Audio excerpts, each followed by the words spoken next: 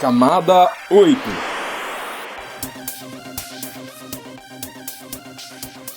Olá, querido ouvinte, seja bem-vindo a mais um episódio do Camada 8, seu podcast sobre infraestrutura da internet, redes e tecnologia.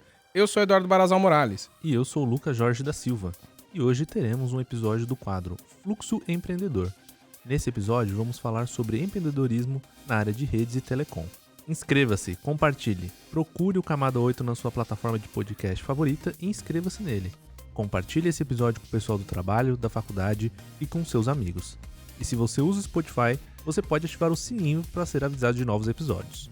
Mas antes de irmos para o episódio, vamos aos avisos iniciais. A nossa agenda de cursos para 2024 já está disponível no nosso site, acessando septro.br/cursos-eventos. O entrevistado de hoje é o professor Lacier Dias, sócio-diretor da Sonintel e VLSM. Então toca a vinheta e vamos para a entrevista. Fluxo Empreendedor. Então seja bem-vindo aí, Lacier Dias, ao nosso podcast Camada 8. E como já é de praxe, a gente pede para o entrevistado falar um pouquinho sobre si.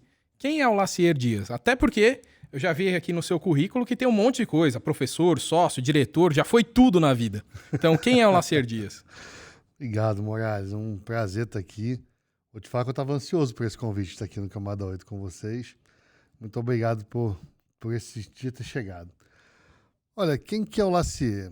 Cara, eu sou filho de uma enfermeira com um taxista lá do Rio de Janeiro.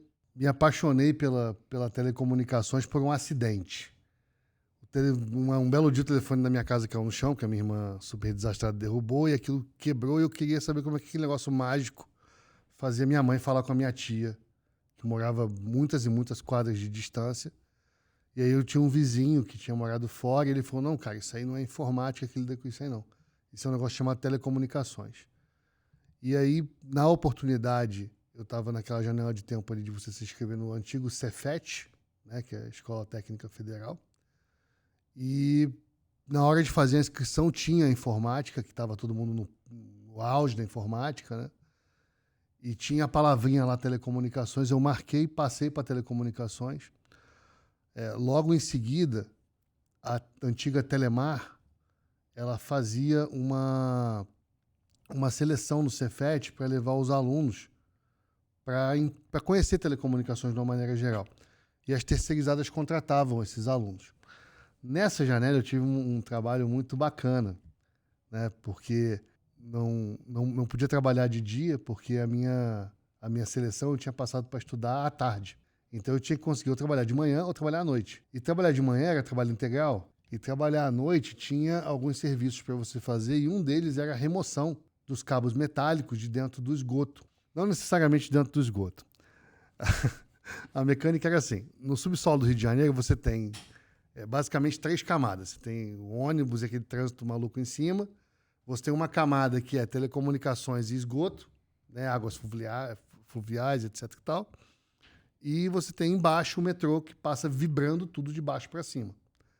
Aquelas galerias, elas racham de esgoto e invadem a galeria de telecom. E aí você vai de madrugada lá, saca o bueiro, veste uma roupinha de borracha, bota uma mascarazinha na cabeça e pula dentro do bueiro. Que trabalho bom, hein? Então, esse é sensacional. O pior é que pagava bem, cara. A parte boa é que pagava bem. Porque tinha pouca gente que topava, porque assim, o pessoal, como você saía cheio de cocô lá de dentro, o pessoal ficava, vai cocô, sai daqui cocô, vem pra cá cocô, vai tomar banho cocô. Porque na Kombi tinha uma caixa d'água em cima, daquelas caixas d'água de 200 litros, pra você tirar os detritos, vamos chamar assim pra ficar elegante, os detritos do corpo. E aí você ia aprender a fazer a fusão da tal da fibra ótica. Uhum. Então foi a primeira vez que eu vi uma fibra ótica na minha vida. Mas era par metálico ou era fibra ótica? Não, você sacava o par metálico, Entendi. você pulava no bueiro, serrava o par metálico. Mas E lá aí, dentro? Dentro do bueiro, com a água até a cintura. Vamos chamar de água para ficar elegante. Com a água até a linha da cintura. Tá. E aí, o que acontecia? Você serrava aquilo ali, soltava uma ponta. Aí você pulava 3 bueiros, né? Você soltava as abraçadeiras, pulava 3 bueiros, terminava de serrar. Aí botava um braço mecânico, que a gente chamava carinhosamente de chupa-cabra, E ele puxava aqui. Não, o negócio é sensacional. E aí você puxava aquele cabo metálico e ele vinha no maior pressão. Aí o que subia junto quando o ponta do cabo saía? Um jato daquela água. Para todo Parecia um canto. geyser, né? Era uma descarga, né? Parecia uma descarga, pra ser mais exato. O geyser é muito elegante, cara. Negócio de descarga, literalmente. E pá, no meio da rua ali. Então esse trabalho tinha que ser feito de madrugada. A gente fechava a rua para fazer isso. Então você tirava um cabo que era enorme, né? Um cabo lá de 1.600 pares, pesado. E passava um cabo de fibra ótica de 144 pares ali. Perdão, 144 vias para poder substituir. E aí aquilo era o começo de como a gente estava fibrando as coisas. Né? E depois a gente ia lá, fazia fusão e tinha alguém mágico no telefone que fazia, pô, cara, testa aí, vê se ficou bom, tal. E eu sempre fui muito incomodado e eu queria saber quem que era esse abençoado que fazia esse comissionamento, que era o termo que a gente utilizava. Então eu fui lá conhecer ele. Aí conheci a equipe de comissionamento, o pessoal foi muito receptivo, tal, foi bem bacana. E esses caras falaram, cara, aqui a gente faz isso, faz aquilo, tal, e a gente está implantando um negócio chamado Cisco. Eu falei, pô, maneiro, cara. Como é que aprende isso? Aí ele me deu um livro de CCNA em inglês. Falou, toma aí. Mas você falava inglês ou não? Não falo inglês direito até hoje. Não, nessa época eu não falava nem yes. E aí ele me deu um livro e eu falei, caraca, como é que eu vou ler esse troço aqui? Mas levei o livro e falei, pode levar embora? Ele falou, pode levar embora. Aí botei o livro debaixo do braço e fui embora para casa, né? E aí fui me virando com um dicionário, com amigos que tinham um inglês relativamente bom, professora de inglês da escola, e fui lendo aquele negócio. Só que no Rio de Janeiro tem um lugar abençoado por Deus chamado Sucatão da Informática. Eu nem sei se esse lugar existe até hoje, mas assim, era um lugar onde as pessoas descartavam seus equipamentos que estavam ficando obsoletos. Naquela época ficava obsoleto muito rápido. E tinha um roteador Cisco lá, o cara não sabia mexer. Aí eu falei, cara, eu tenho esse livro aqui que ensina. Ele falou, você não pode levar embora, mas se você quiser mexer aqui, pode mexer. Eu falei, beleza. E eu fiquei mexendo naquele... Tá, então vamos voltar da história aqui pra ver se eu entendi. Então, tudo começou com aquele telefone que caiu, quebrou, e aí te deu toda a vontade de aprender um pouco de telecomunicações. Aí você foi pra Cefet, e aí de lá, o melhor emprego que você conseguiu foi esse do esgoto. E aí depois você ganhou esse livro, e aí você começou a estudar Cisco. Então, mas aí que tá. Eu ganhei o livro, mas eu continuava lá... E estudando na Cefet e fazendo madrugada. Isso aí. E aí, quando você arranjava tempo? Não, porque na parte da manhã, que eventualmente eu deveria estar dormindo, eu dormi um pouquinho e li um pouquinho. Né? Entendi. Então, cara, não tem muito plano B. O plano B era fazer o plano A dar certo. Sim. E o plano A era descobrir como é que aquele livro funcionava, porque eu queria sair da equipe de campo, vamos chamar assim, Pois é, né? e ir para a equipe de comissionamento. Beleza, aí 3 meses depois eu voltei lá. Eu consegui dar um ping, cara. Consegui botar o IP e fazer o roteador pingar. Nossa, eu vou te falar que poucos momentos da minha vida foram tão felizes que nem quando aquilo funcionou. Aí eu acho que eu estou apaixonado pelo ping. Aí eu falei assim, cara, pingou, vou lá falar pros caras. Aí fui lá na cara de comissionamento e aí falei com ele, falei, olha, li o livro e tal, e consegui aprender a colocar IP e consegui fazer pingar um equipamento no outro. O cara começou a rir. Aí eu fiquei pensando, esse cara tá rindo de quê? Eu me matei pra fazer esse negócio. Aí ele chamou um outro brother e falou, olha aqui, o menino leu o livro mesmo. Eu falei, mas não era pra ler? Aí, cara, ele abriu uma porta, tinha pilhas, Moraes, pilhas e pilhas. Cada equipamento da Cisco vinha um livro junto. Todo equipamento vinha um livro. E a operadora comprava toneladas de equipamento, um volume muito grande de equipamento. Uhum. E aí vinha livros e livros, eles não liam um livro.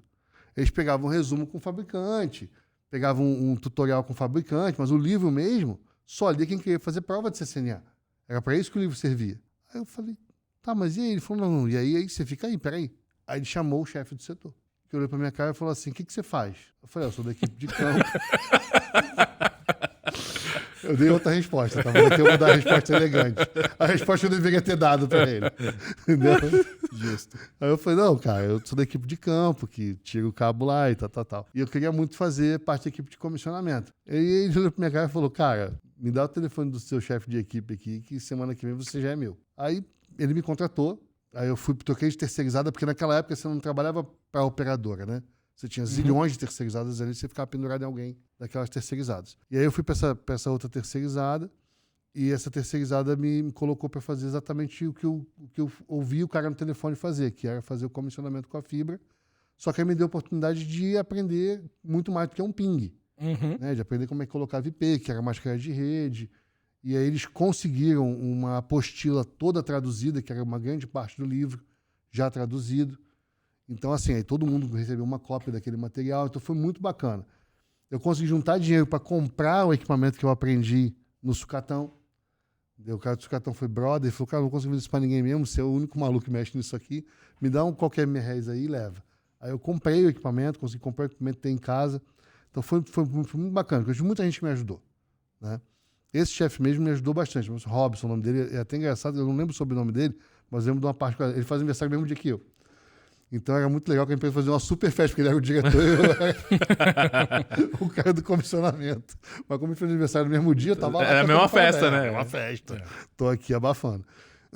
Então, assim, Robson, se você se lembrar de mim assistir isso aqui, me dá um toque. Porque, cara, ele me ajudou muito, esse cara. Ele me deu esse material em português para ler. Depois ele me deu um material de OSPF para ler. Aí eu descobri o que era protocolo de roteamento. Mas isso você não aprendeu lá no Cefet também, ou não? Então, no Cefet, telecomunicações para eles era antena. Então eles batiam muito em antena. Roteamento era um buraco negro. Eu tinha 2 professores Era uma coisa muito mais básica, assim. E assim, eles eram muito apaixonados por hippie. Eu acho que é por isso que eu tenho trauma, eu odeio hippie.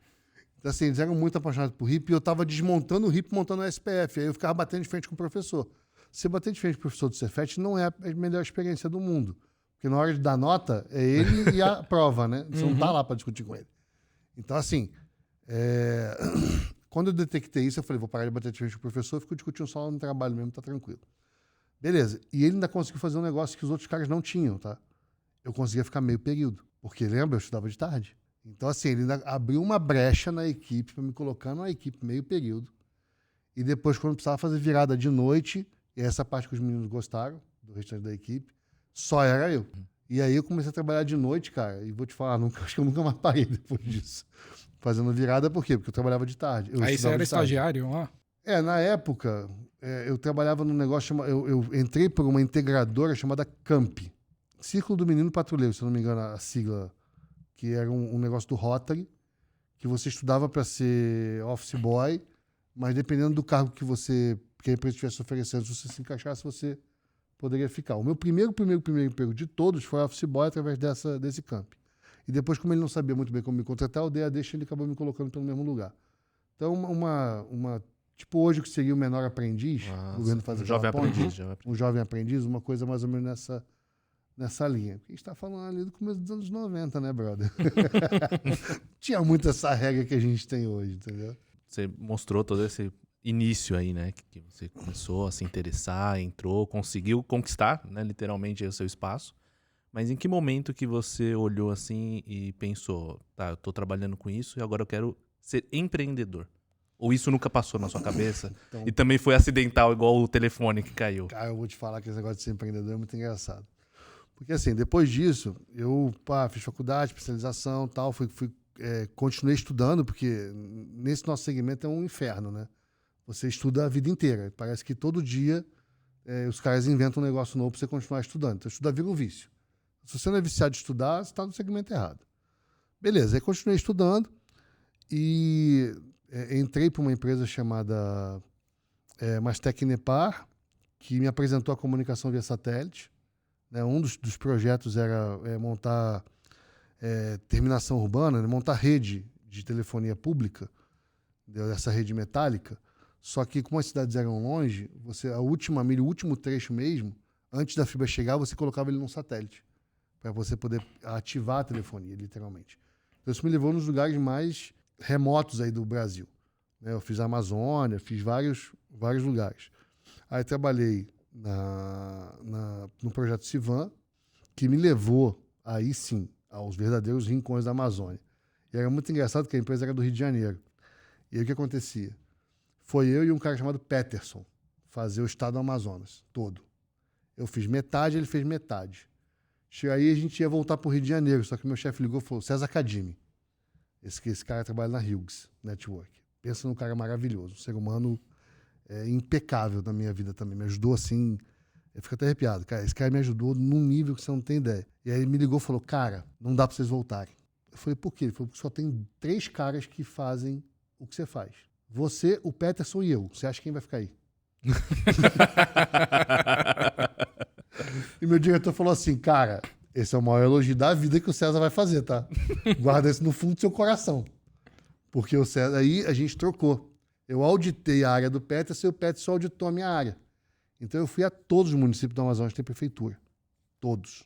100%. De barco, tudo? De barco, de avião. Eu andei numa empresa chamada Rico Linhas Aéreas. O pessoal que é do Amazonas vai lembrar. Essa empresa faliu porque todos os aviões caíram. Meu Deus! É sério. Mas eles carregavam, cara, pedra, areia, cimento, antena, eles carregavam qualquer coisa no avião. Você pagava, o cara entupiu o avião de coisa lá e carregava. Gente também. Então, tava no pacote. Uma pessoa, um saco de cimento, tava ali todo mundo junto. Sentava em cima do saco de cimento, a poltrona, tirava. Bora, entendeu? O negócio é fazer chegar lá e implantar o negócio, fazer a coisa funcionar. Então, assim, foi muito bacana. Nesse cenário do Civan, eu fui transferido para cuidar do Mato Grosso. E aí o meu chefe, né, a gente tinha ali um approach forte, ele falou assim, cara, eu preciso de um gestor numa área do Brasil que é crítica, que é o estado do Mato Grosso. E eu falei, tá bom. Eu queria que você fosse para lá. Tá, mas só para eu entender aqui, acho que para o nosso ouvinte também entender, Civan é esse projeto aqui de sistema de vigilância da Amazônia. Ah, tá. Aí você foi construir isso tudo. Aí a gente foi implantar isso. Entendi. Né? E eu era do CIPAM, porque o Civan, quando o pessoal procura na internet aí, obrigado, Moraes, pela deixa, é assim, ele é um órgão público, né? Que é um sistema de proteção da Amazônia. O Civan, que é o de vigilância, você só entra se você for funcionário do INCRA, da FUNAI, do IBAMA, né, ou militar, etc e tal. O CIPAM era uma PPP. Era uma parceria público-privada, que aí a empresa terceirizada, que no meu caso era a ATEC, né, eu era funcionário da ATEC, sob a bandeira do CIPAM, trabalhando para o Civan. Aquelas árvores, aqueles guarda-chuva que o governo monta para poder você não ser funcionário público, mesmo assim trabalhar para eles. Beleza. E aí, cara, precisamos de alguém para tocar o Mato Grosso. Então, da Amazônia você foi pro Pantanal. Aí da Amazônia eu fui pro Pantanal. Bem colocado. Boa. Da Amazônia eu fui pro Pantanal. Fui lá conhecer o que é o calor. Porque, meu amigo, se você não é de Teresina, que é o único lugar, acho que ganha de Cuiabá, entendeu? Se um dia você for pro inferno, você vai levar o cobertor. Porque lá é quente pra caraca. Entendeu? Então, assim, aí fui pra Cuiabá. Foi muito bacana, tal, toquei o projeto lá. Teve uma movimentação no governo que extinguiu o CIPAM. E aí ficou todo mundo desempregado, 1.300 caras mandados embora. Só que a gente era muito especializado em comunicação satelital, porque era tudo satelital lá. A Hughes tinha um projeto com a Cefaz do Mato Grosso. Né? Eu entrei nesse projeto, uma empresa chamada Complex. Também agradeço muito a eles que me deram meu primeiro emprego lá. No Mato Grosso, eu estava totalmente perdido lá. E aí, trabalhei para a Complex e a Complex me apresentou um cara chamado Amarildo Carlos, que não me deu emprego no primeiro momento. Né? Porque ele não tinha nada ligado a satélite. E aí passou o currículo para frente. Beleza. E aí eu tive um amigo que tem um irmão que trabalha num agronegócio chamado, que a empresa chama-se Vanguarda do Brasil S.A. E fui trabalhar na Vanguarda. Na Vanguarda eu montei uma mini operação de provimento de acesso à internet. Por quê? Porque a gente tinha a matriz em Nova Mutum, que é 300 quilômetros do Mato Grosso, e toda a operação do agronegócio está nas fazendas, né? Não está na matriz. Só que a matriz está vendendo soja, está ligado na bolsa porque tem que fazer a nota fiscal, porque tem que fazer o seguro logístico da soja. Então é um negócio assim, extremamente delicado que acontece numa infraestrutura extremamente rústica naquela janela de tempo. E aí o meu diretor na época, né, o Leonardo Cesarenko, falou assim, cara, vamos mudar isso aqui. Porque eu tive muita sorte, né? Embora ele seja um cara de gestão, a formação dele era técnica. Então ele dava muito valor à tecnologia. Então a gente pôde montar um data center, a gente pôde criar rede de rádio de alta performance para poder ligar as fazendas, levar telefone. Montamos orelhão nas unidades. Pra quem não lembra, orelhão é um telefone público. né, que fica no meio da rua, e as pessoas na época usavam cartãozinho. Como a gente montou, a gente não tinha aquele aparelho que botava o cartão, mas a gente vendia os cartões nos postos de alimentação. Tá, então deixa eu ver se eu entendi. Então você foi do esgoto, aí depois você foi lá pro projeto da Amazônia, se especializou em redes satelitais, aí você foi lá pro Pantanal, lá pra Cuiabá, e aí você começou montando um provedor. Então, na verdade, o projeto não era montar um provedor, né? Na verdade, o projeto era levar a comunicação às fazendas. Entendi. Como eu tinha aprendido o SPF, eu falei, Mas isso- cara, a comunicação era com o telefonia, o orelhão. É isso? não, a meta era levar a internet. Ah, tá. Já tinha internet nessa janela de tempo aí, 2009. Então, a meta era levar a internet até as unidades. Na verdade, a meta era levar o sistema para poder emitir nota, para poder tá. fazer o seguro, etc e tal. Pra facilitar a vida do pessoal lá Do da pessoal fazenda. da fazenda. Por quê? Porque o pessoal mandava fax via monocanal. Pra matriz. Exatamente. Sabe o que é um monocanal? Como assim? O que é um monocanal? É um canal único? Tá, mas um rádio, um telefone monocanal. Telefone no canal não sei não. Mas deve ser, tipo, uma linha única que corta e para tudo. Então, tá vendo? Ele não tem idade pra saber. Muito bom, você é jovem. Ou ele tá se fingindo, pode ser isso também, né? Tá disfarçando. Tá disfarçando. Tá disfarçando. Cara, o monocanal é assim, é uma antena espinha de peixe que vai mais ou menos daqui até aí, tem 1 metro e meio de distância, essa antena, que você liga numa linha telefônica e ela arremessa essa linha 60 quilômetros no meio do nada, assim. Aí do outro lado você tem uma outra antena dessa, que sai a linha, e aí você pode ligar num telefone ou num fax. Ah, tá. E aí você chega numa fazenda nessa janela de tempo ali, 2008, Aí você não 2009, precisa puxar o cabo inteiro, aí você não então, precisa né? andar com o cabo 60 km, você usa esse monocanal. Entendi. Só que esse monocanal é o seguinte, né? Se ele olha a nuvem com chuva, ele já para de funcionar preventivamente. Então, assim, Ele faz chapinha. faz chapinha. Então, assim, cara, ele é terrível aquilo ali. E aí eu tinha tipo 12, 15 monocanal para uma fazenda, eu tinha 12 fazendas. Então a antena parecia, a torre parecia um monte de espinha de peixe pendurado. Quando eu botei o primeiro canal 5.8, que eu mandei SIP para lá, 32 canais, o pessoal falando simultaneamente, eu só tinha uma antena, meu chefe falou, cara, como é que você faz isso? Aí eu expliquei, ele falou, não, vamos fazer isso para todas as fazendas. Só que aí a gente pensou num negócio que eu achei muito bacana da parte dele. Eu falei, cara, a gente pode fazer isso aqui em anel? A gente pode fazer isso aqui multiconectado? Pra gente poder ligar fazenda com fazenda e, pô, quando esse rádio queimar, porque vai queimar. Aí ele vai pelo outro lado. Ele vai pelo outro lado. Por quê? Porque, gente, rádio de fazenda queima. O seu concorrente para cair um raio é uma planta de soja de 1 metro de altura. E você tem torre de 60 metros, 70 metros. Eu cheguei a ter torre de 85 metros na Fazenda Vitória da Confiança na Bahia. Então, assim, é óbvio que você é o para-raio local. E é óbvio que você vai ter queima de equipamento.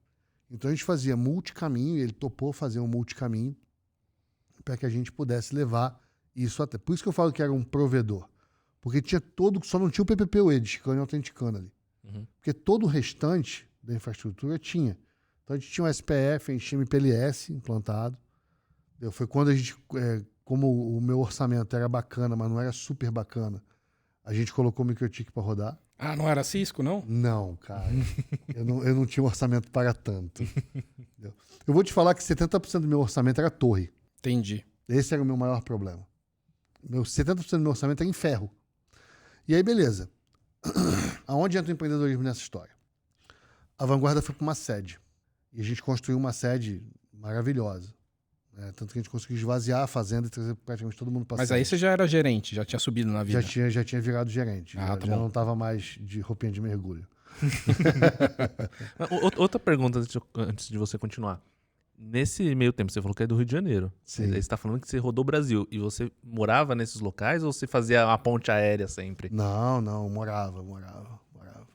Você mudava para lá. Eu morava numa mochila, né, cara? Pra ser Isso que eu ia perguntar, né? Não Pra tinha uma ser- residência fixa. Você pra ia ser muito sincero, assim, eu morava numa mochila e tudo bem. Eu sou uma pessoa que gosta muito de uniforme. Muito, sério mesmo. Eu gosto muito de uniforme, porque eu acho que ele facilita você a não ficar feio. Eu já não sou uma pessoa que Deus abençoa com a beleza. Então o uniforme evita com que você tenha que ficar escolhendo a roupa. Escolher roupa pra mim é muito ruim. Então você faz o quê? Usa uniforme, cara, vai ser feliz. Tudo bem. Eu adoro uniforme. Por causa disso, facilita a minha vida.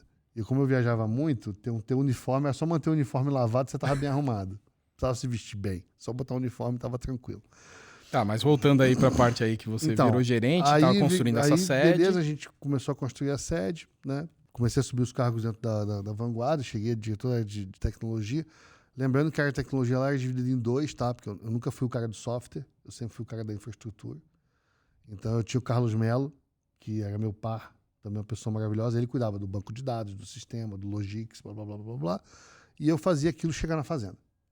Então a gente até brincava que era o cano e a água. Ele fazia a água e eu fazia o encanamento para poder chegar até lá. E a gente rodava muito bem junto, tal. Era muito, muito bacana, muito, muito produtivo.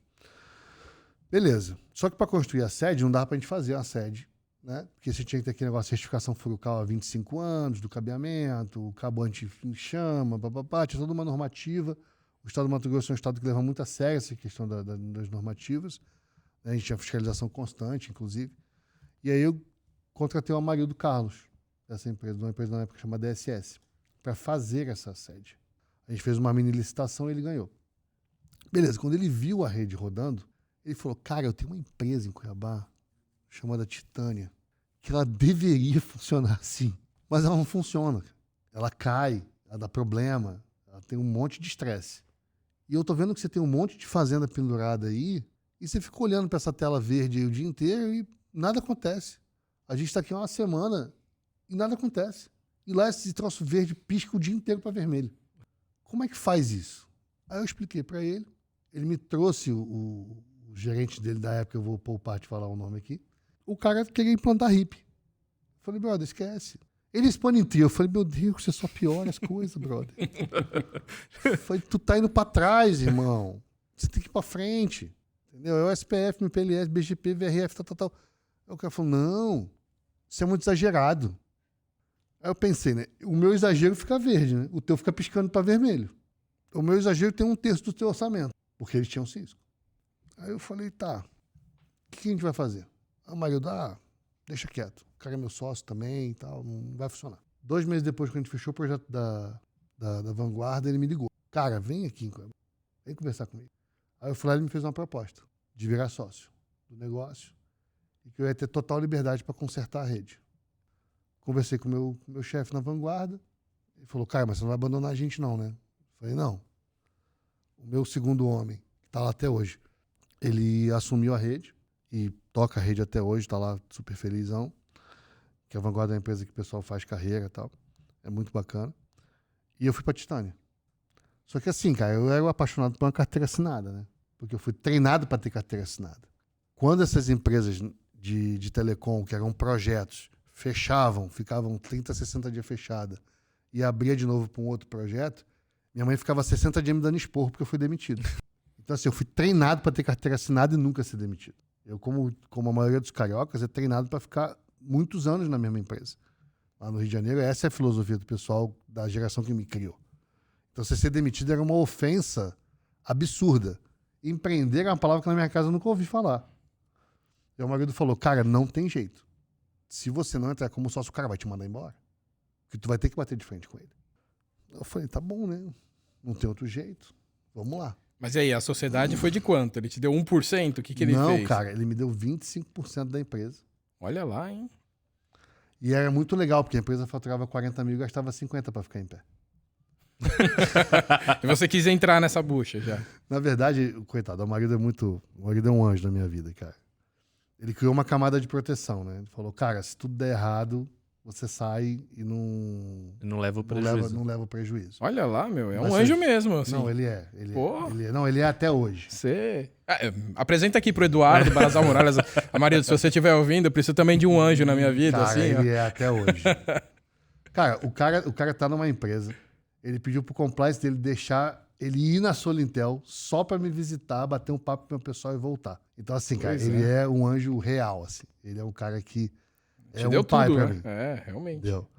Não, foi meu pai. Hoje, cara, se esse professor Lacerda tá aqui falando... Eu era o nerd na caverna. De capuz e sala escura. Configurando equipamento. No esgoto, né? No esgoto. Você era um tartaruga ninja, você não era o nerd da caverna. Era Donatello, né? Tava batendo Donatello. Desce a pizza, por favor. Pelo amor de Deus. Cara. Então, assim, aí o marido me fez essa proposta. Então, assim, cara, a gente topou. Um mês depois entrou o Cristiano Marchioretto, também é uma pessoa que eu não posso te falar, que é um cara super maravilhoso, que tem cunho técnico, mas sabe fazer uma gestão muito, muito boa. E aí virou, cara, um tripé. Eu fazia funcionar, o marido vendia, o Cristiano fazia o dinheiro aparecer e os equipamentos aparecerem. E o cara lá que funcionando. brigava com você? Então, aí a gente despachou ele pra Manaus. Pensei que ia falar que despachou ele pro esgoto. Não, o esgoto era muito bom pra ele. Ai, que caramba. Então, assim, a gente despachou ele pra Manaus. Por quê? Porque o maior cliente nosso tinha operação em Manaus também. E custava uma fortuna o link em Manaus. Então, o que a gente combinou com ele? Falou, cara, você faz uma conexão Cuiabá-Manaus e dentro de Manaus eu faço a interconexão pra você, via rádio. Beleza, beleza. Cara, tiro e queda. Mandamos ele pra lá. Porque de infraestrutura física ele era ótimo, tá? Montava a torre muito bem, enterramento, fazia os enlaces de rádio, mantinha a rede funcionando legal. O problema dele é que ele queria rodar RIP e Spone-Tree. Aí é que ele conflitava comigo. Então a gente montou uma parceria no seguinte sentido. Falou, cara, tudo que é possível tocar é seu. Tudo que for lógico é meu. Beleza? Beleza. Então você mantém as coisas conectadas, os rádios funcionando, as fibras funcionando, acesa, bonitinho. E o que está passando lá dentro, você não esquenta a sua cabeça. Essa bucha é minha. Deixa para mim que eu resolvo. Pronto, cara, virou paz. Aí a gente parou de conflitar. E aí a Titânia continuou a crescer. A E aí Titânia continuou a crescer. Aí você ficou milionário. Cara, a parte do milionário não chegou ainda. Não, a parte do milionário não chegou ainda. Mas assim, eu tenho muitos amigos. Isso pra mim já é mais do que eu mereço. Mas você ainda continua dono da Titânia lá? Tem a sociedade lá? Então, cara, eu assim você vai me fazer chorar. Porque falar da Titânia quase me faz chorar. Não, a Titânia hoje já não existe mais, né? A Titânia foi vendida pra Brasil Tech Par. Tá. O marido, inclusive, tá lá. Então você vendeu a sua parte nessa... Não, eu vendi... aí a gente teve vários momentos, várias fases de crescimento da Titânia. E aí uma dessas fases foi quando eu descobri a internet como vocês aqui conhecem. Porque para mim a internet era telecomunicações. A internet era Anatel. Então isso era um erro. E aí eu conheci o Adner Maia, né, que todo mundo do setor deveria pelo menos conhecer, que dava treinamento de microtik, eu fazer certificação de equipamento, porque eu sempre tive esse negócio. Falei, cara, vou mexer nesse troço? Vou. Então deixa eu fazer as provas, deixa eu aprender a mexer decentemente. Aí ele foi seu professor. Ele foi o professor 01, o mentor, o guru, o Jedi do tema, é ele até hoje. Entendeu? O pessoal fala que eu manjo muito, não conhece o cara, porque o cara é absurdo. Então, assim, eu fiz todas as certificações com ele, todas as provas com ele, entendeu? E a gente começou a montar uma operação que estendia por todo o Mato Grosso e toda a área habitável da Amazônia. Mas aí você falou uma coisa que me chamou a atenção. Bom, você já era dono de uma empresa, aí você foi se especializar com microtik, e aí você foi atrás de certificação. Você achava que era necessário correr atrás de certificação nesse momento? Com certeza absoluta, porque assim... O conhecimento não basta? Cara, não. Então conta pra gente. Porque assim, ó, primeiro a pessoa tem que entender para que ela serve, tá? Qual é o lugar dela no universo. O meu lugar, cara, não era no financeiro, no marketing, no comercial, naquela janela de tempo. O meu lugar era na técnica. Então eu tinha que passar o quê para os meus sócios? Paz, com relação à técnica. Para isso, não adianta, porque a maioria das pessoas ela vai ali até 25%, 30% do conhecimento, que já dá um destaquezinho para ela frente a outros caras, já faz ela operacionalizar bem os equipamentos, mas ele para ali. E ele acha que aquilo ali é o suficiente para manter. Em termos de manutenção, o cara que é colador de script, como a gente fala, até funciona. Agora, se o cara quer ser especializado naquilo, não tem outro caminho. Ele vai ter que continuar estudando. E não importa se você ganha 1.000 ou 100 mil de salário. Não importa se você tem um título de diretor. Porque assim, gente, todo dono de empresa é diretor. Não importa se a sua empresa tem um funcionário ou 200, como a minha tem hoje. Da Titânia para frente, eu sempre fui diretor. Por quê? Porque eu era sócio. Todo sócio se auto-intitula diretor. Agora, eu nunca me senti diretor. Por quê? Porque quando eu ia conversar com um diretor de verdade, eu falava, cara, eu tô há anos-luz desse cara. Que caminho esse cara percorreu? O que esse cara estudou para estar ali? O que esse cara enxerga que eu ainda não sou capaz de enxergar, que eu preciso estudar para enxergar? E aí eu fui atrás, primeiro, de me especializar naquilo que me deram a pasta para resolver, que era a área técnica. Então eu fui atrás de certificação, fui atrás de todo tipo de prova de certificação, depois fui atrás de gestão de tempo, porque técnico é horrível para lidar com gestão de tempo. Depois eu fui atrás de gestão de pessoas, porque o técnico ele é muito bom com equipamento e péssimo com gente. E não adianta, você precisa gerir as pessoas, uma hora isso vai cair no seu colo. Você vai ter que aprender a gerir as pessoas. E aí eu continuei estudando, estudo até hoje. Saí do mestrado agora em julho, entro pro doutorado agora em janeiro. Entendeu? Não vou parar. Por quê? E detalhe, tá? Eu fiz um mestrado em administração. Eu vou fazer um doutorado em marketing. Por quê? Porque nessa janela de tempo é o que me falta. Naquela janela de tempo me faltava o quê? Certificação da Microtik, certificação da Cisco. E a dica que eu sempre dou para a galera técnica: pensa Cisco e implanta em qualquer roteador que vai dar certo. Entendeu? Se você pensar Cisco, você pode ter um Microtik na mão, um Juniper, um Huawei, qualquer outra coisa. Se você tiver o pensamento da escola Cisco, aquele troço vai funcionar direito. É por isso que o Microtik funciona bem na minha mão. Porque eu não pensava Microtik como o microtiqueiro pensa Microtik. Eu pensava Microtik como um cara que estudou Cisco e implanta. Porque o SPF é o mesmo, BGP é o mesmo, MPLS é o mesmo. Não interessa. E se você for fazer gambiarra, a gente sabe. Dá para tu fazer no Cisco, dá para tu fazer no Juniper, dá para tu fazer no Huawei. O Huawei, na verdade, para mim, é o próximo Microtik, tá? Porque os caras conseguem fazer aquela virtualização maluca e misturar 10 coisas pro pin soft, coitado. Na mão dessa galera que são os ex-microtiqueiros que aprenderam Huawei e estão trazendo o quê? A cultura Microtik para dentro do Huawei. Esse é o erro. O cara não está trazendo a cultura Cisco, que para mim sempre será a melhor escola para o cara aprender a base ali, a essência da rede. Entendeu? Depois ele mexe no resto. E aí, beleza. Vamos voltar para a história aí. Eu tô querendo saber e aí como eu tava você com um pé. vendeu a empresa aí.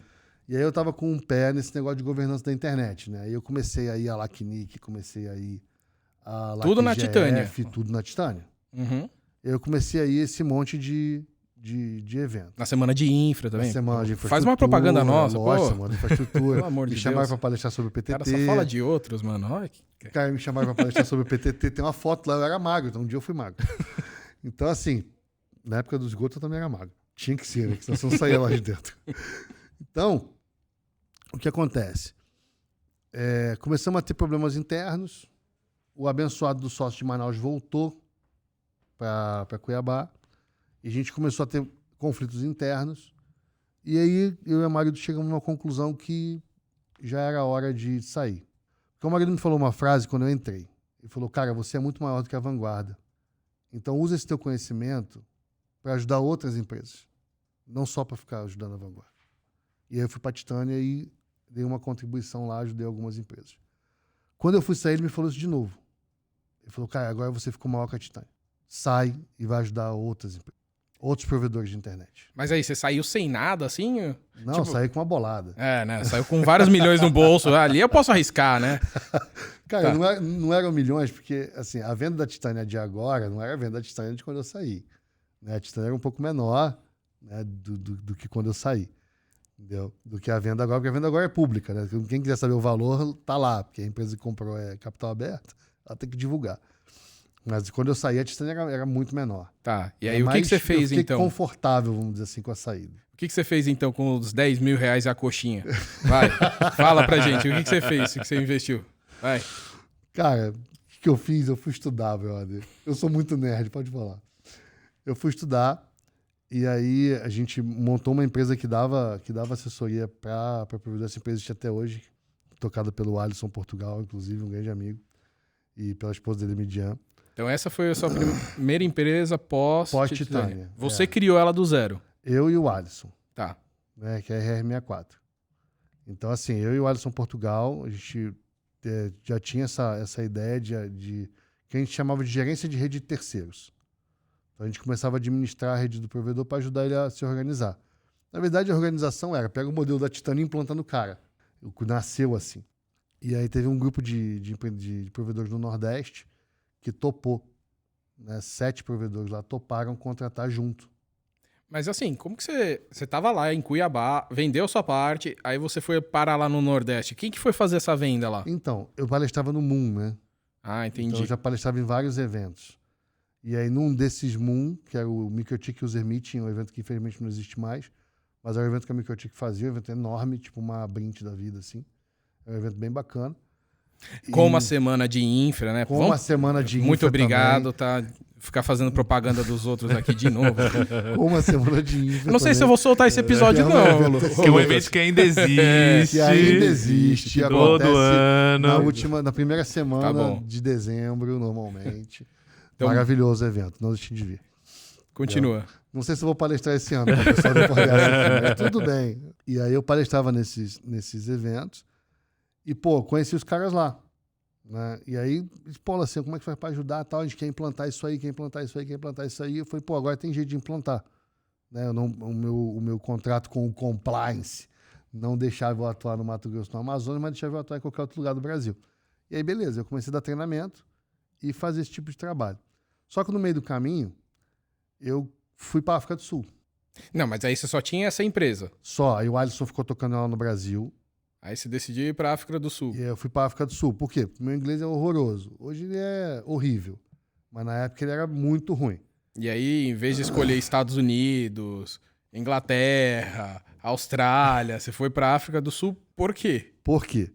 Porque lá tinha um projeto da Telcom, na época, que implantava provedores em bairros de comunidade carente. Ah, eu sei. Deve ter isso também em Angola, Zimbábue. Você podia ter escolhido outro Mas também. esse não fala inglês. É, Deu, mas esse não fala inglês. Entendi. E aí eu fui pra lá, trabalhei num projeto desse, obviamente, pelo meu inglês horroroso, tinha um brother comigo que falava português de Portugal, né, que me ajudava na tradução. Aí eu fiquei um tempo lá, né, quase 4 meses lá. Mas Só- você pediu esse espaço lá pra eles. Pedi. Deu com a ajuda de movimentações, assim, de vários amigos daqui, do Lacnic e tal, da Icon. Aí você pediu assim, eu quero trabalhar pra vocês de graça Exatamente. pra aprender. Aí eu pular no bueiro de vocês. O bueiro de vocês. Então tá bom. Aí eles oferecem. Tá bom, pode trabalhar aqui de graça. Não, mas foi de graça mesmo. Então, aí ficou Mas lá assim, 4 meses. Mas foi muito legal. E detalhe, lá tem bueiro também, pulei em bueiro lá. Só que o bueiro deles lá é mais inteligente. Ele é muito fundo e no meio tem uma grade. Então a água fica lá embaixo e a telecom fica lá em cima e você fica nessa plataforma. Então tem uma fotinha minha, depois eu posso mandar para vocês. Eu sentado no carrinho que tem internet do lado, assim. Um tuk-tuk. Entendeu? Bem bacana. Aí fiquei lá, organizamos o projeto lá, e aí voltei pro Brasil a convite de um outro amigo e falou, cara, a gente não precisa de você aí, a gente precisa de você aqui. Vem dar aula aqui, vem treinar o povo aqui, que ainda tem muito espaço ainda. E aí eu voltei pro Brasil. Chegando aqui no Brasil, eu comecei a orquestrar a VLSM, e aí comecei a voltar da palestra e tal, e aí conheci o Açaías, meu sócio atual, Açaías Felipe, num evento, apresentado pelo Paulo Crocker, um grande amigo também. Falou, cara, vocês precisam se conhecer. Porque você é muito técnico e ele é muito de gestão. E ele precisa de um cara mais técnico. Você vai precisar de um cara de gestão com você. Deixa eu apresentar vocês. Aí deu match. Apresentou eu e o Açaías. E o Açaías tinha a Solintel, né? Porque eu tinha a VLSM. Ele queria muito ter uma escola. Eu queria ter uma empresa que tivesse mais regularidade. Mas aí criou a VLSM, aonde? Não, a VLSM já existia. Já existia antes de você ir lá? Muito antes. A VLSM... Então você pulou a coisa aí na história aí. Não, Tá. porque a VLSM era uma eu-presa. Por Ah, exemplo, entendi. eu ia dar uma aula de especialização numa universidade. O cara falava assim, me emite uma nota para Entendi. receber aula. Então, essa empresa era a VLSM. Essa empresa existia antes da Titânia. Antes da Titânia? Antes da Titânia. Vixe. Então, mas era só para emitir nota fiscal. Entendi. Era só um nome fantasia Era ali. só um nome pra você fantasia, ter. porque o cara tinha que ter uma nota na faculdade. Eu ia lá dar um treinamento, tinha que emitir uma nota. Não podia emitir uma nota da Titânia. Aí eu emitia a nota da VLSM. Então era uma empresa que ela ficava adormecida e tinham janelas de tempo que eu utilizava ela, que eram janelas de quando eu dava aula. Tá. Então era só para isso que ela existia. Ela veio tomar forma depois, quando eu comecei a trabalhar com a Solintel, Tá. Entendeu? Aí ele te convidou pra ser sócio da Solintel, para ser sócio da Solintel. que já existia. Já existia no ano que a Solintel fez 10 anos. E o que a Solintel faz? Então, a Solintel é uma empresa de preventivo regulatório que ela trabalha para que os provedores se mantenham regulares no âmbito das telecomunicações. A Anatel, toda aquela regulamentação da Anatel. E aí a gente tem subdivisões. A gente tem contabilidade, administrativo, a gente tem área técnica, cibersegurança. Então vocês dão a Então- consultoria pro provedor tá certinho ali, legalmente. Exatamente. Porque qual que é a meta da Solintel? Solidificação e crescimento do segmento de provimento de acesso à internet. Então, quanto mais correto o provedor tiver, quanto mais dentro da legislação o provedor tiver, menos dor de cabeça ele tem, mais ele se preocupa em crescer. Então, o nosso trabalho é tirar o problema da frente dele, a burocracia, o problema técnico da frente dele. Ele se preocupa com o quê? Com venda, com crescer rede, com estratégia para poder aumentar a estrutura de fibra dele, etc, etc. Tá, e daí ele te chamou para fazer parte de uma empresa que já tinha 10 anos no mercado, ele viu um diferencial em você. Meus lindos olhos azuis, pô. Entendi. E aí você entrou com uma parte técnica lá. E aí começou. Não, cash, né? Eu comprei. Ah, você comprou? Comprei a entrada na Solintel, mais do que justo, porque a empresa tinha um valor significativo, uma representatividade no mercado muito grande. Segundo os dados, né, de provedores, como hoje a gente atende mais de 3 mil provedores, então a gente é a maior operação nesse segmento de gestão do provedor. Na época também, né, os números não eram esses, mas na época também era a maior operação. Então agora a gente já está falando que você estava com 3 empresas. Aquela antiga que atuou lá com do Nordeste? Não, a do Nordeste. Ah, não, é RR64. Quando eu fui, bem lembrado, quando eu fui para a Solintel, eu fui como dedicação exclusiva. Ah, entendi. Então aí eu abri mão. Você vendeu? Não, eu abri mão mesmo. Você doou? Doei. Sua parte? Doei. Poxa vida, né? O Alisson passou... A gente precisando aqui. Não, mas doa pro Eduardo, né? O Alisson passou o pão que o diabo amassou comigo, rapaz. Não, tudo bem. Entendendo. Aí você doou. Então agora você tá com a VLSM e a Solintel. Nessa janela aí de tempo, e o seu outro sócio também é parte da VLSM também ou não? Sim. Integralizou tudo. Então você tem donos de 2 empresas. Isso. Tá, e aí como chegamos nas outras 20? Não são 20 não, mas tudo bem, a gente tá caminhando. Entendeu? Não, aí ele tinha outras empresas menores. Por exemplo, a Telconte, que é a empresa que faz contabilidade, era uma empresa. A Moga, que era uma empresa que todas existem, né? Que é uma empresa que cuida... Mas era tudo dele? Tudo dele. Ah, então você já foi entrando junto em todas? Não, eu entrei só na Solintel e ele só na VLSM. Uhum. Aí depois eu fui comprando parte dessas outras empresas. Ah, entendi. Ah, tá. Hoje a gente é uma coisa só. Né? Tá. Hoje eu figuro em todas as empresas do grupo. Mas naquela época ele foi me vendendo de pouquinho, porque assim, a Titânia valia uma grana, mas não valia tanto assim. Então eu tinha que juntar uma grana, comprar outra empresa. Juntava uma grana, comprar outra empresa. E aí ia comprando ali de pouquinho em pouquinho até a estrutura que a gente tem hoje. Né? Que eu e ele figuram em todas as empresas do grupo. Entendeu? Mas assim, sempre foi comprado. Embora a Titânia, que foi a minha empresa número 1, não foi comprada. E hoje, eu sigo o modelo do Amarildo até hoje. Se você tem um cara num determinado departamento, numa área da companhia, que é significativo, a gente tem um estagiário que é sócio hoje. Entendeu? Ele foi estagiário e virou nosso sócio. Então, a gente tem o cara que era da área de tecnologia, que virou nosso sócio. Então, a gente também não deixa esses diamantes brutos escaparem. Qual é a melhor maneira de fazer isso? É entender se o cara é capaz de gerir um negócio, e aí você faz um negócio com o cara. Né? Não necessariamente precisa de dinheiro, porque o dinheiro por si só é a pior coisa que tem, tá? O dinheiro sozinho é terrível. O dinheiro não trabalha sozinho. Eu não sou operador de bolsa de valores. Não pretendo ser. Entendeu? A minha modalidade de negócio é geração de emprego. Né? Então você vai lá, vê um cara que ele é bom tecnicamente, que ele tem um conhecimento.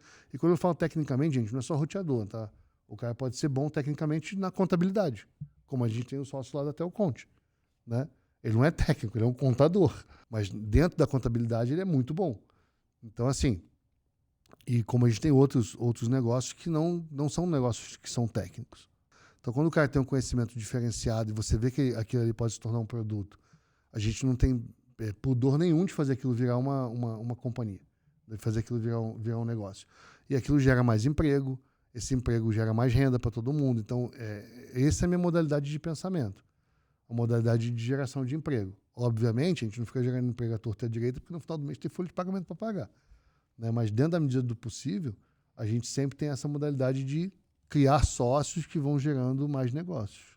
Lacê, você comentou aí sua trajetória de vida, o tanto de empresas e projetos que você fez parte, né?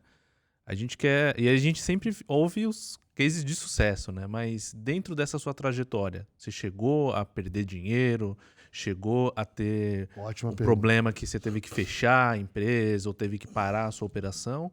E se você fosse analisar agora o Lacier 2023, você faria alguma coisa diferente? Tem algo que você Ótimo. falava, ó, voltar no tempo, falar com o Lacier magrinho? Ó, presta atenção aqui, ó, não faz Foca isso. nisso. Exato. Olha, cara, se eu fosse dar um recado pro Lacier lá atrás, era para ser mais paciente. Eu sou muito afobado, como o marido sempre falava. Cara, você é afobado demais, calma. Vai mais devagar. Devagar também é pressa. Já dizia o tio-avô do meu pai. Você não pode ficar parado, né? Porque a inércia é a pior coisa que tem, ficar em cima do muro é a pior coisa que tem. Mas se você estiver andando devagar, mas se aquilo estiver sólido, estiver constante, Consistência. Né? você tem que ser consistente. Você não pode ser muito acelerado. Seria esse o recado que eu daria. Eu, graças a Deus, não fali nenhuma empresa. Eu já estive em falências de empresa que não eram minhas, mas era numa janela de tempo onde a falência era previsível. Você abria a empresa por um projeto, esse projeto, quando ele terminava, você tinha que fechar a companhia. Fazer todo aquele rito de fechamento da empresa. Então não era uma falência, né? Você estava fechando. É algo programado, você já ciclo, sabia que ia acontecer. Exatamente, e começando outro ciclo. Entendeu? Eu acompanhei a falência de uma empresa, de uma rede de supermercado muito grande, que era cliente da Titânia. Foi muito triste, um negócio que eu guardei no fundo do meu coração, porque tinham pessoas que eu gostava muito lá. E eu sempre tive esse cuidado com a falência por conta dessa falência, dessa rede de supermercado. Por quê? Porque o diretor de TI, cara, era um dos melhores caras do país. Os melhores caras do país. E a empresa não faliu por causa dele, a empresa faliu por má gestão. Ele foi um dos caras que mostrou, inclusive, os indicadores lá um ano e meio antes da empresa começar a ter verdadeiros problemas. Ele apontou e os caras fecharam o olho para isso. Só que ele carregava um estigma do seguinte: fala, esse exemplo que você está dando é daquela empresa que faliu? Toda vez que ele abria a boca para falar qualquer coisa, alguém batia nele com essa maldição. De, não, mas isso aí é exemplo da empresa que faliu. Não, isso aí não pode ser bom, a empresa faliu. E para ele se livrar dessa maldição, cara, foram anos trabalhando e mostrando o valor dele de novo, como se ele estivesse começando do zero, porque ele fazia parte de uma empresa que faliu. Então, assim, e aí aquilo me criou um certo medo, assim. Então, se eu vi uma empresa que eu fazia parte do negócio e eu vi indicadores que já não estavam mais apontando na direção que eu entendia que deveria apontar, eu já colocava logo minhas cotas à venda e falava, brother, ó, pra mim não tá dando mais, tô sem tempo, não vou conseguir ajudar vocês, entendeu? Já teve muita empresa que eu falei, ó, toma aí, segue você, eu tô fora, não precisa me pagar não, porque eu não tô... Porque assim... Pra não carregar isso daí. Pra não carregar esse karma de, cara, pô, a empresa vai falar, bom, lá, você nem avisava o cara, não, avisava, abria os números e falava, cara, olha, eu tô saindo por isso. A gente pode mudar? Eu quero ficar. Aí você fala assim, não. Aí o cara falou, não, eu acho que eu tô na direção certa. Eu falei, não tá. Então segue. Entendeu? Porque chega uma hora na vida que vira um Y, né, cara? Então cada escolha é uma renúncia. Então muitas vezes você tem que aprender a dizer não. Eu tenho muita dificuldade em dizer não. Eu, Lacier, tenho muita dificuldade em dizer não. Eu prefiro dizer sim. Mas você vai amadurecendo e você vai vendo que muitas vezes o não tem um efeito mais positivo do que o do sim. Entendeu? Isso demora para aprender. Pelo menos eu demorei para aprender. Algumas pessoas aprendem mais fácil. Então, assim, hoje, né, eu infelizmente digo muito mais não do que sim, mas as coisas que eu digo sim, a gente vai lá no âmago do negócio para fazer dar certo. Entendeu? A gente também não larga o osso. Então, por isso que a gente tem que fazer escolhas, porque o dia tem 24 horas, a gente tem família. Né? Eu fui workaholic durante muitos anos a fio. Né? Isso me custou muitas coisas na minha vida, mas eu entendo que todas essas coisas tinham um propósito de ser, para poder me trazer até aqui, no momento que eu me encontro. E, cara, eu não vivo de passado. Né? Eu vivo de um pouco de presente com o olho no futuro. Porque o passado, você olha e ele tá lá, e ele vai estar sempre lá daquele mesmo jeitinho. Não vai mudar, né? Não vai mudar. Aí você vai ficar sofrendo com aquele troço? Você vai sofrer pelo imutável? É burrice. Sim. No meu ponto de vista, é burrice. O cara, tá bom. Era o melhor que dava para fazer com aquelas ferramentas que eu tinha naquele momento. Talvez 5 minutos depois ou 2 dias depois eu tomasse uma decisão diferente? Tomasse. Mas naquele instante, com as ferramentas que eu tinha, com o julgamento que eu tinha condição de fazer, aquela foi a melhor decisão que eu fui capaz de fazer. Poderia ter sido a maior imbecilidade da Terra, julgando da perspectiva de agora. Mas naquele instante, era a melhor opção que eu tinha. Foi aquilo que eu fiz. Ponto. Me envergonho de algumas coisas? Sim. Me arrependo de algumas coisas? Sim. Faria diferente? Talvez. Entendeu? Mas elas me trouxeram até aqui. Então, assim, quando a empresa está com algum problema, você meio que pula fora. Foi isso que aconteceu durante essas trajetórias. Então, eu tento abrir o olho do sócio. Por quê? Porque eu nunca sou o sócio controlador. Eu sempre sou o sócio técnico. Entendi. Então, esse é um dos problemas. Esse foi um dos problemas que me levou a fazer mestrado em administração. Porque eu nunca sou o sócio controlador. Eu sempre sou o sócio técnico. Só que o sócio técnico é o cara que está no dia a dia, né? É o cara que está vendo o pau quebrando. Muitas vezes o sócio controlador, ele está meio distante. Vendo os números aqui em cima, passando às vezes por camada de pessoas que estão fazendo coisas que não deveriam. E você está aqui, você também é sócio, mas você está aqui na operação do dia a dia. E você começa a ver algumas coisas que você não tá mais fazendo sentido para você, você vai continuar por quê?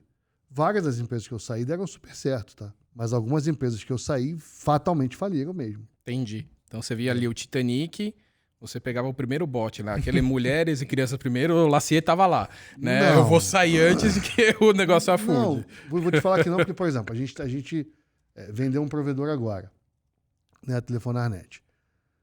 O provedor nunca deu lucro. 4 anos de provedor foram 4 anos de investimento. Mas a gente sabia que ia ser assim. Que a gente ia reinvestir tudo durante 4 anos.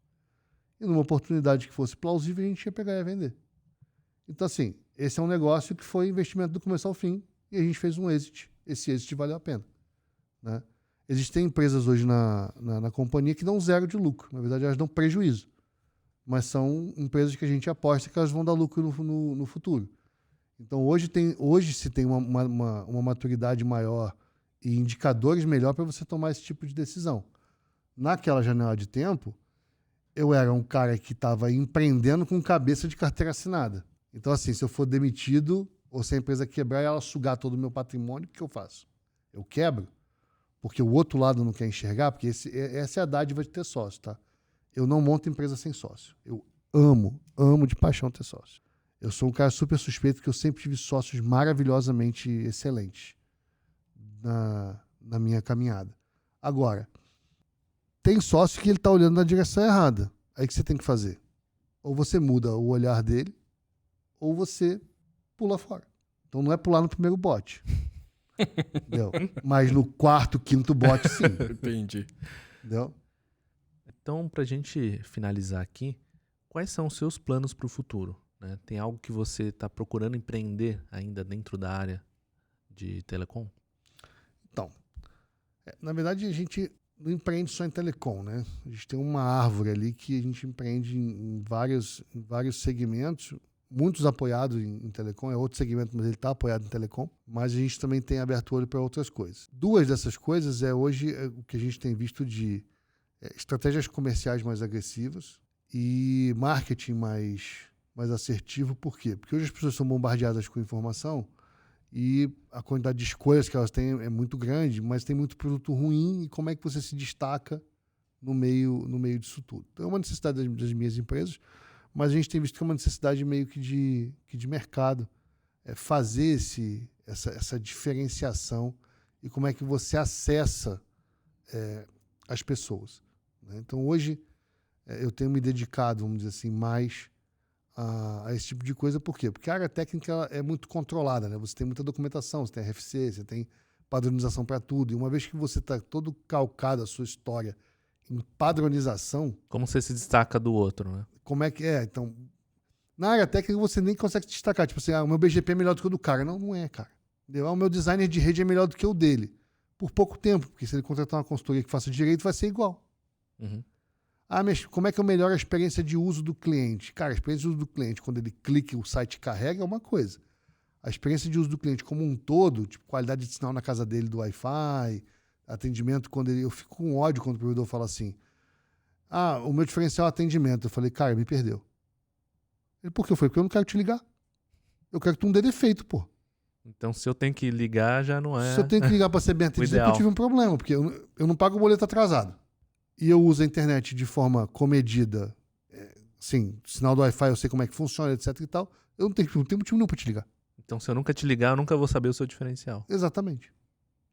Entendeu? Então, eu acredito muito que hoje a gente está caminhando aí para uma prestação de serviço num nível de excelência, um nível de disponibilidade muito grande em telecom. E isso muita gente já sabe fazer muito bem. O que as pessoas não sabem fazer bem? Fazer essa informação chegar até o cliente. Explicar para o cliente como é que a coisa funciona. Isso eu acho que permeia muito por marketing e comercial, né?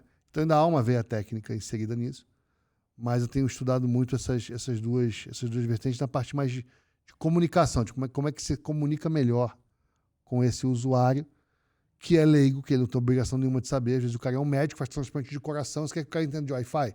Não, querido, o cara está estudando transplante de coração. Ele só quer usar, né? Ele só quer usar o Wi-Fi.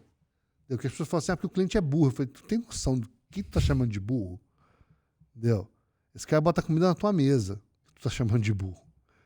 Então, assim, muitas vezes esse cara é um gênio numa determinada especialidade, é um juiz, e o cara não entende de Wi-Fi. Pô, tu entende de lei na profundidade dele? Não. Ele não entende de Wi-Fi na sua profundidade. Então, cada um fica na sua casa, querido. Então, assim, eu tenho ido nessa linha. Obviamente, a gente tem vários projetos de IA, que a gente chama de IA fechada.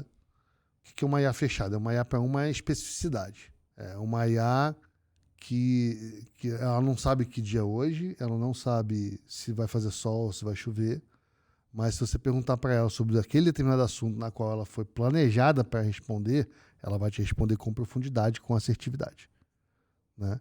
Então não é o ChatGPT que responde o oráculo do planeta, não. É IA com alto nível de especialização. É treinada para fazer uma atividade. Treinada para responder perguntas sobre um determinado tema, né? Para fazer uma atividade. Então, nisso a gente tem dispensado ali bastante esforços. E, cara, automação para ganho de produtividade, cara. Eficiência. Entendeu? E eu venho discutindo eficiência desde quando a gente discute eficiência na segunda tela do computador.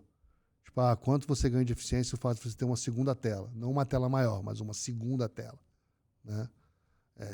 Então, eu venho discutindo eficiência desde essa época. Isso a gente está falando de 2008, quando a IBM, eu acho, soltou uma matéria sobre 30% de ganho de eficiência o fato de você ter uma segunda tela. Acho que foi 2006, se eu não me engano. Nem 2008, foi 2006.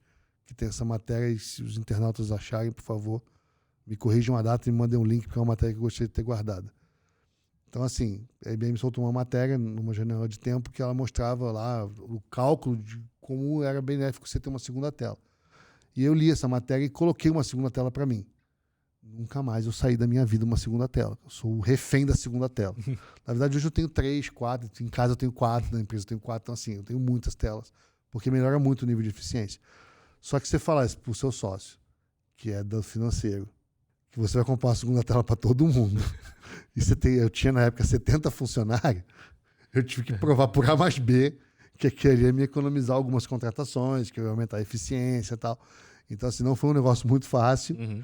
Mas foi possível, consegui. Hoje todo funcionário, quando entra, já ganha 2 telas. E hoje a gente está aí passando já de 200 pessoas. Então, assim, esse ganho de eficiência, essa busca por eficiência também é uma coisa que é uma formiguinha que me incomoda ali constantemente, né? Como é que a gente faz para ter uma automação que tire o serviço repetitivo? Então, a gente vem trabalhando com isso. E BI, né, cara?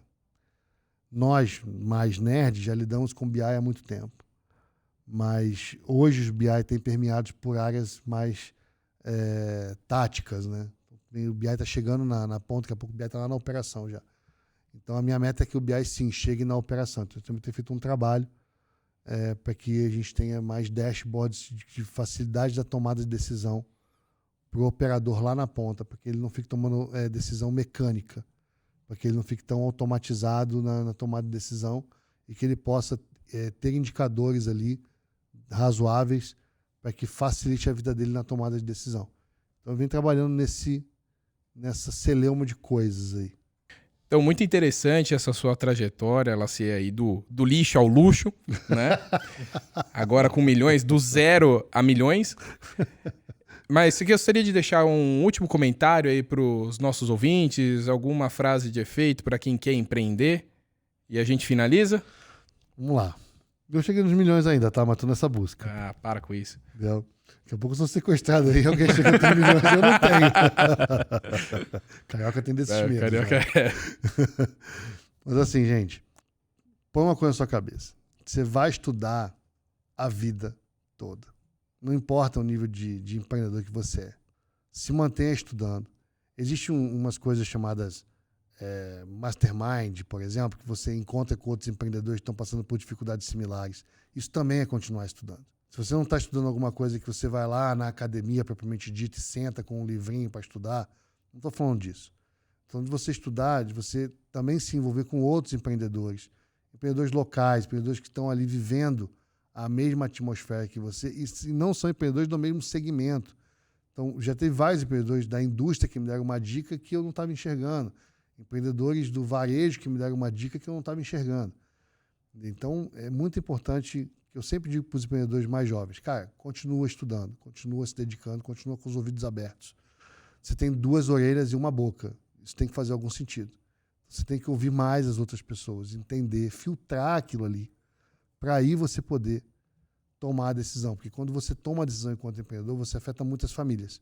Você afeta muitas vidas que saem de casa todo dia, confiando na sua tomada de decisão. Então eu penso nisso todo dia. A minha tomada de decisão, qual é o impacto que ela vai ter naquelas famílias que confiam em mim. Porque isso é uma responsabilidade muito grande e empreender também carrega isso consigo. Então estudem, se dediquem para que você dê sempre o seu melhor e com as informações que você tiver naquela janela de tempo, você tome a melhor decisão para a sua companhia continuar crescendo, porque a gente é um país muito bom para empreender. Tem suas dificuldades, mas todo lugar do mundo tem. Então, aqui é muito mais legal do que lá fora, pelo menos eu acho. Então, muito obrigado, Lacier, por toda a sua história, que isso incentive aí os nossos ouvintes aí a criarem suas empresas e evoluírem na sua carreira. Eu que agradeço aí, obrigado pelo convite, estou sempre à disposição. Obrigado, Lacier. Bom, a conversa está muito boa, mas precisamos terminar o episódio. Vamos aos avisos finais. Para ficar por dentro da nossa agenda completa de cursos e eventos de 2024, lembre-se, acesse septor.br/cursos-eventos. E lembrando também que sugestões de temas, dúvidas, elogios e críticas construtivas você pode mandar um e-mail para cursoseptor@nic.br. E se você usa o Spotify, você também pode mandar a sua dúvida diretamente na caixa de perguntas logo abaixo da descrição do episódio no Spotify. Inscreva-se na sua plataforma de áudio preferida e lembra de ativar as notificações. Também convido vocês a nos seguirem nas redes sociais para não perder nenhum conteúdo importante. Lá no Twitter nós somos o @comuniquebr. No Facebook, LinkedIn, Instagram e no Telegram nós somos o @NicBR. E no YouTube é só procurar por NicBR Vídeos. Esperamos que você tenha gostado do episódio e qualquer problema é culpa da Camada 8. Até mais, pessoal. Muito obrigado por acompanharem a gente ao longo dessa jornada desse ano de 2023 e a gente se vê em 2024. Não esqueçam de acompanhar a gente. Obrigado, pessoal. Sempre é um prazer estar aqui nos episódios do Camada 8. Eu espero que vocês continuem nos acompanhando e nos vemos em 2024. Até mais. Até mais, pessoal. Essa é mais uma das iniciativas proporcionadas pelo Registro de Domínios.br. Registre o seu .br.